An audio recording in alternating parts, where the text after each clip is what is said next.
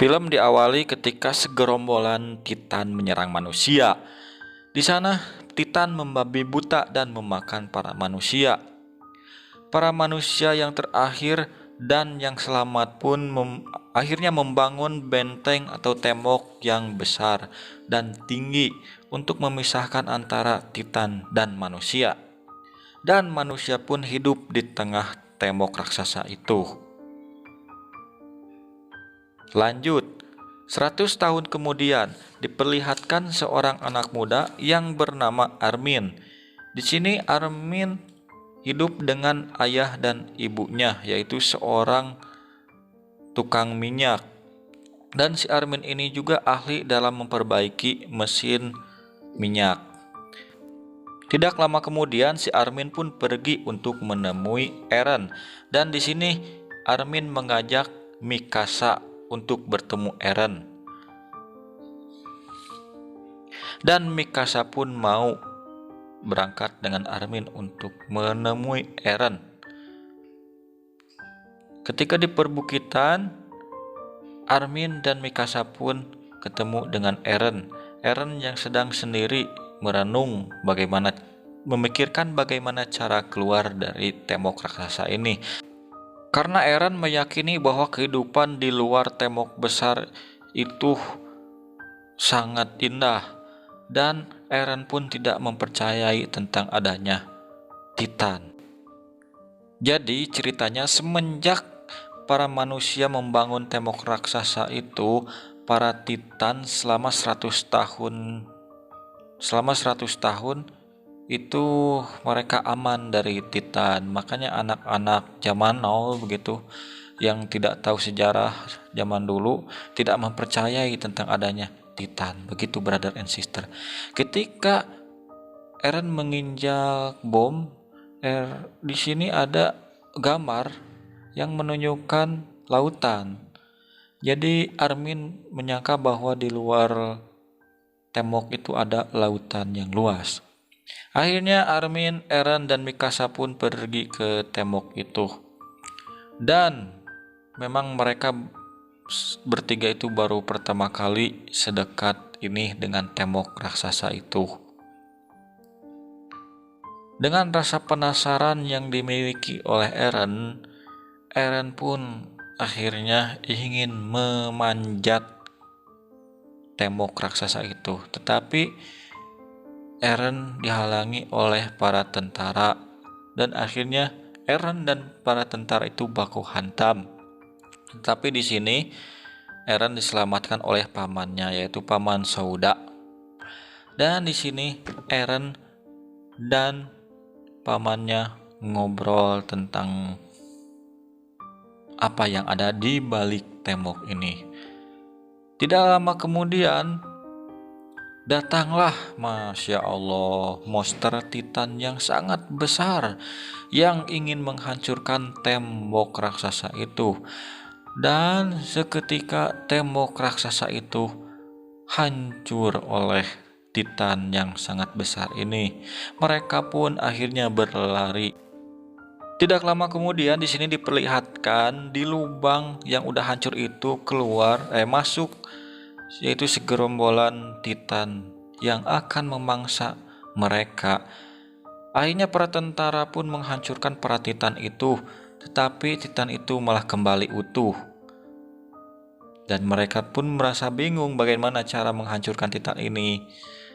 Dan akhirnya mereka pun dimakan oleh Titan-Titan itu. Dan para Titan itu memasuki pemukiman dan mengambil manusia-manusia yang ada di sana. Dan para manusia ini pun panik, akhirnya mereka ingin memasuki gereja. Dan si Eren pun keseret ke dalam gereja. Akhirnya si Mikasa yang masih di luar menggendong seorang bayi dibawa oleh para Titan itu. Dan si Eren pun keluar dari gereja itu. Tetapi apa yang terjadi? Orang-orang yang ada di dalam gereja itu akhirnya dimangsa semua oleh Titan. Dan Eren pun pergi. Lanjut, 2 tahun kemudian Armin dan Eren menjadi prajurit sukarela.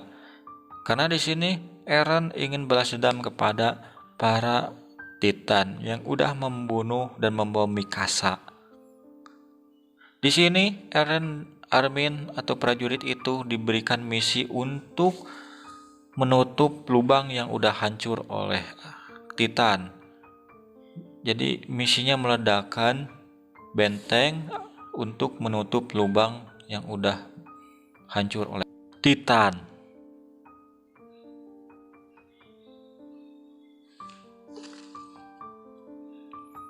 Di sini diperlihatkan ada Hans, yaitu seorang pemandu cara menggunakan alat-alat yang akan dipakai para prajurit. Dan misi prajurit pun dimulai di malam hari. Ketika mereka sedang mengontrol, ada salah seorang yang mendengar seorang bayi, dan ternyata bayi itu adalah bayi Titan.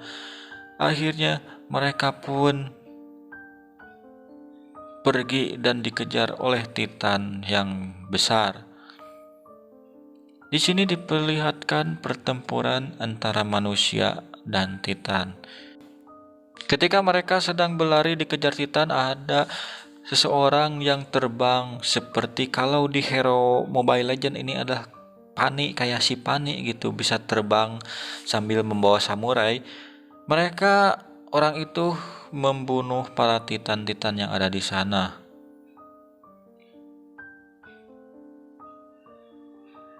Dan akhirnya sebagian para Titan mati.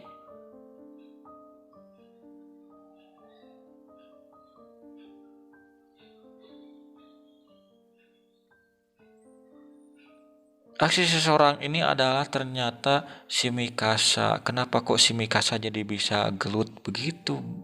Aduh. Oke, nanti saya akan jelaskan kenapa si Mikasa jadi jago terbang dan jago membunuh Titan. Dan ternyata si Mikasa ini tidak mati dibawa oleh Titan, tetapi si Mikasa ini diselamatkan oleh laki-laki ini, yaitu panglima perang. Oke, di sini diperlihatkan Eren lagi mengobrol dengan si laki-laki yang bisa terbang tadi, yang menyelamatkan si Mikasa. Setelah itu, Eren pun pergi menghampiri Mikasa yang sedang ada di depan piano. Di sini dijelaskan si Mikasa sangat marah terhadap Armin atas kejadian waktu di depan gereja dulu 2 tahun yang lalu. Karena si Mikasa hampir mati dimakan oleh Titan, tetapi diselamatkan oleh si laki-laki itu. Di sini si Eren juga merasa cemburu dan akhirnya frustasi karena ternyata si Mikasa ada main dengan laki-laki itu. Nyari hati pisan atuh kieu mah mamong, astagfirullahaladzim. Dan si Eren pun langsung keluar untuk berteriak, yaitu karena kesal terhadap si Mikasa yang udah ada main dengan si laki-laki yang tadi. Lanjut. Di sini para Titan kembali menyerang dan mengepung mereka. Para prajurit di sini yang udah diberitahu oleh si Han mengenai terbang, akhirnya mereka pun terbang dan membunuh para Titan. Di sini juga si Eren juga ikut terbang untuk membunuh si Titan. Tetapi akhirnya si Eren ini dimakan oleh Titan. Dan kakinya pun patah sebelah, begitu brother and sister, karena dimakan oleh Titan. Si Armin di sini juga diambil oleh Titan dan akan dimakan. Eren yang mengetahui itu, akhirnya si Eren berusaha untuk menyelamatkan si Armin yang hendak dimakan oleh Titan. Dengan sekuat tenaga, Eren pun terbang menghampiri Titan itu. Dan akhirnya si Armin pun diselamatkan oleh si Eren. Anjir, iya mau dimakan, bro. Dan akhirnya si Eren lah yang dimakan oleh Titan itu. Dan anehnya, ketika si Eren ada di dalam perut, si Eren berteriak dan si Eren berubah menjadi Titan juga. Dan di sini si Eren yang udah jadi Titan mencoba membunuh semua Titan yang ada di sana. Dan saya skip video-videonya karena di sini banyak adegan-adegan berdarah-berdarahnya dan hancur-hancur itu kepala, tangan, badan gitu. Jadi saya skip biar tidak dolar kuning sena begitu brother and sister, karena video-video yang kemarin saya sempat banyaknya udah yang dolar kuning begitu brother. Dan setelah di black keluarlah si Eren di dalam Titan itu. Dan film pun tamat. Oke, brother and sister, ending yang sangat membingungkan begitu ya. Kenapa membingungkan? Karena kenapa kok bisa tiba-tiba ada Titan dan kenapa juga si Eren berubah menjadi Titan? Jadi sebetulnya jawabannya ada di film part 2-nya begitu brother and sister. Tetapi saya akan sedikit menjelaskan di sini biar kalian tidak penasaran. Jadi Titan ini ada akibat penelitian para profesor begitu, yang dari penelitian itu malah mengakibatkan manusia menjadi Titan begitu. Dan di film ini diceritakan bahwa ini terjadi di seluruh dunia begitu. Dan kenapa si Eren berubah menjadi Titan? Si Eren dulunya jadi memiliki ayah seorang profesor juga, peneliti juga. Dan waktu si Eren lagi waktu kecil, waktu bayi, si Eren disuntikan gen sama ayahnya begitu brother and sister. Ya mirip-mirip kayak film Hulk begitu brother and sister.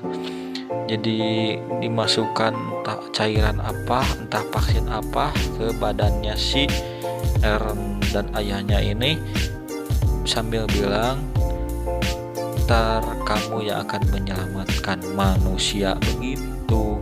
Dan akhirnya si ayah Eren pun ditangkap oleh jenderal dan dibunuh begitu. Biar tidak penasaran lagi, nanti tunggu kelanjutannya di Attack on Titan part 2 begitu. Thank you brother and sister. Assalamualaikum warahmatullahi wabarakatuh.